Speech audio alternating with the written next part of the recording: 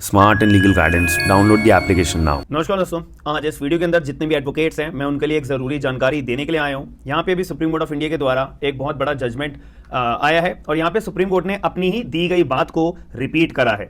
Supreme court ने अपना 2020 के अंदर अपना एक जजमेंट पास करा था, उसमें क्लियर तौर पे उन्होंने बोला था कि यहाँ पर अगर कोई भी कोर्ट के द्वारा, सिविल कोर्ट के द्वारा कोई भी अपना सिविल केस की सुनवाई चल रही होती है तो सबसे पहले अगर कोई भी सिविल केस अपना दायर किया जाता है, फाइल किया जाता है, तो उस केस में जो प्लेंटिफ होता है वो अपना कोर्ट के अंदर प्लेंट फाइल करता है। ये हम सभी लोगों को पता है कि ऑर्डर नंबर 6 जो प्लीडिंग्स होती है, ऑर्डर नंबर 7 जो अपना प्लेंट होता है, उसका कंप्लाइंस करने के बाद जो प्लेंटिफ होगा वो अपना कोर्ट के अंदर प्लेंट दायर करेगा। जब उसकी प्लेंट अपनी एंटरटेन हो जाती है उसके बाद ये माना जाता है कि हाँ, सिविल सूट अपना कोर्ट के अंदर दायर हो चुका है, फाइल हो चुका है। और सारा का सारा जो अपना देखने वाली बात होती है वो कोर्ट के पास होती है। कोर्ट पूरी प्लेंट को देखेंगे, देन उसके बाद देखा जाएगा कि हाँ, केस के अंदर दम है या नहीं है। केस के अंदर दम होता है, देन फिर आगे की प्रक्रिया अपना संबंध भेज के डिफेंडेंट को कोर्ट में बुलाया जाता है ताकि डिफेंडेंट जो अपनी प्लीडिंग फाइल कर सके, यानी कि WS रिटर्न स्टेटमेंट फाइल कर सके। इतनी सी बात होती है। लेकिन यहां पे ना एक हमारा ऑर्डर आता है, ऑर्डर नंबर 7 रूल नंबर 11। ये अपना एक बहुत इंपॉर्टेंट ऑर्डर है जिसमें पूरे का पूरा केस प्लेंटिफ का डिसमिस भी किया जा सकता है और पूरा का पूरा केस एडमिट भी किया जा सकता है। फॉर एग्जांपल के तौर पे जैसे मैं आपको अभी सुप्रीम कोर्ट का जजमेंट एक बताऊंगा, 2020 के अंदर यहां पे क्लियर तौर पे सुप्रीम कोर्ट ने अपना जजमेंट दिया था, दहीबेन वर्सेस अरविंद भाई कल्याण जी भानुशाली। 2020 सुप्रीम कोर्ट का यहां पे जजमेंट है।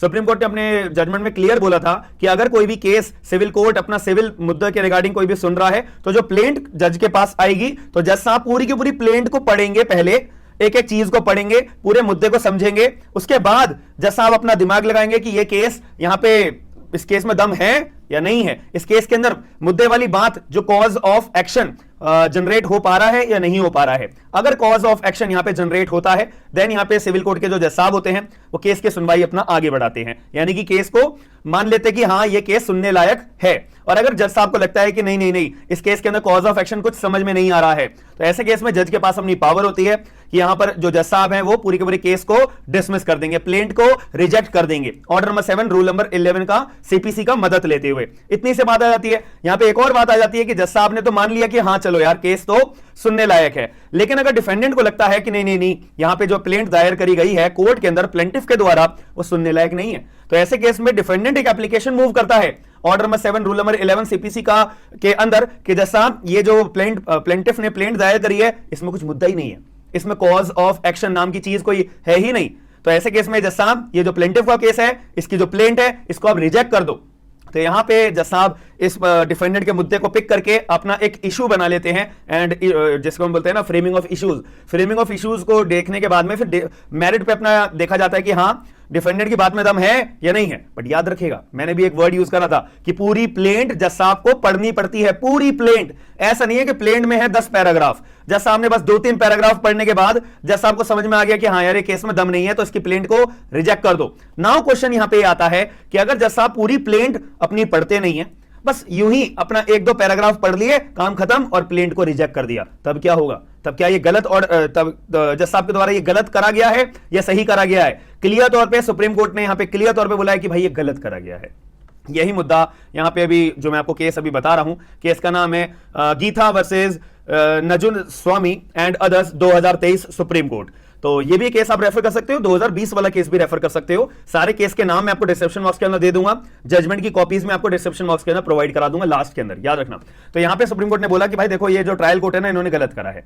यहां पे जो ट्रायल कोर्ट है उन्होंने बस 1-2 पैराग्राफ पढ़ लिए, ऊपर से पढ़ लिया प्लेंट के बारे में और फिर अपना मन बना लिया या अपना माइंडसेट ऐसा बना लिया कि प्लेंटिफ के प्लेंट को रिजेक्ट कर दिया जाए, जो कि गलत है। यहां पे एक वेल सेटल्ड हमारा कानून है, क्लियर बात कहता है कि आपको ऐसा जज के रूप में सिविल केस के अंदर आप अगर जज हो तो आपके सामने जो प्लेंटिफ अपनी प्लेंट दायर कर रहा है वो पूरी पढ़नी पड़ेगी, पार्ट में नहीं पढ़ोगे। अगर तुम्हें रिजेक्ट करना है तो पूरी प्लेंट पहले पढ़ोगे, उसके बाद रिजेक्ट करने का अपना मन बनाओगे और पूरी पढ़ोगे, उसके बाद एक्सेप्ट करने का मन बनाओगे। आधी अधूरी प्लेंट पढ़ के आप जजमेंट नहीं दे सकते, डिसीजन नहीं दे सकते, ऑर्डर 7 रूल 11 का अपना जजमेंट पास नहीं कर सकते, ऑर्डर पास नहीं कर सकते।